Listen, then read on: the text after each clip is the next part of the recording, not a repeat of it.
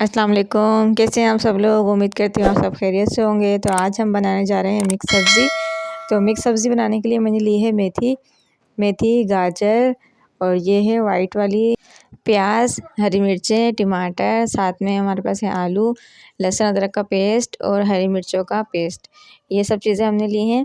سب سے پہلے کڑھائی لیں گے، کڑھائی میں تیل ڈال دوں گی۔ تیل ڈال دیں یا آپ گھی ڈال دیں، آپ کی مرضی ہے۔ میں نے تیل لیا ہے اور تیل جیسے ہلکا سا گرم ہوگا اس کے اندر میں پیاز کو ہلکا سا صرف گولڈن کرنا ہے۔ اب میں اس میں شامل کرنے لگی ہوں گاجر، جس کو میں نے بہت اچھی طریقے سے دھو کر باریک باریک کٹنگ کر لیا ہے۔ پیاز کے ساتھ گاجر کو میں تقریباً 10 منٹ تک فرائی کروں گی۔ اس کے بعد لہسن ادرک اس میں شامل کر دیا ہے۔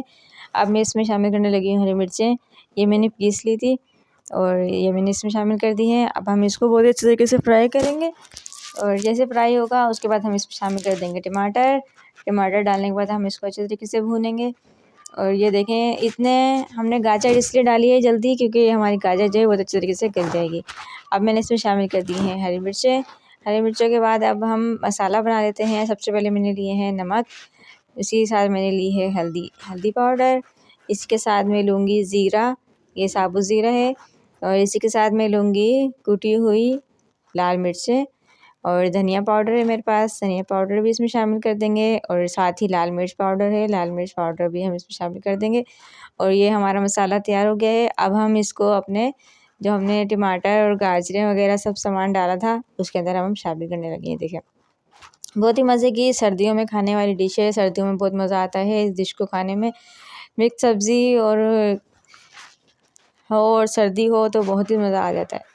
تو تھوڑا سا پانی ڈال دیں کر ہلکی آنچ پر میں اس کو گلنے کے لیے چھوڑ دیتی ہوں۔ اور یہ دیکھیں ماشاءاللہ سے ہمارا جو مسالہ ہے بہت اچھے طریقے سے بھنتا جا رہا ہے۔ اور اس کے بعد ہم اس میں شامل کرنے لگے ہیں آلو، اور یہ آلو شامل کر دیے ہیں۔ گاجر ہماری کافی حد تک جو ہے گل چکی ہے، اور اب میں نے اس میں شامل کر دی ہیں آلو۔ اب ہم اس کو بہت اچھے طریقے سے فرائی کرتے ہیں، اور ساتھ ہی میں نے اس میں اب شامل کرنے لگی ہوں میتھی، جو کہ میں نے کاٹ کر دھو کر خشک کرنے کے لیے رکھ دی تھی۔ اس کو بہت اچھے طریقے سے دھونا پڑتا ہے۔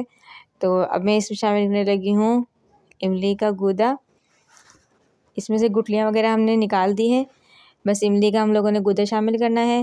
اور یہ لیجئے ہماری ڈش جو ہے وہ تیار ہو گئی ہے۔ آج کی آپ کو ریسیپی کیسی لگی کمنٹس کر کے لازم بتائیے گا، اور اگر آپ چینل کو پہلی بار دیکھ رہے ہیں تو چینل کو سبسکرائب کر دیجئے گا۔ اللہ حافظ۔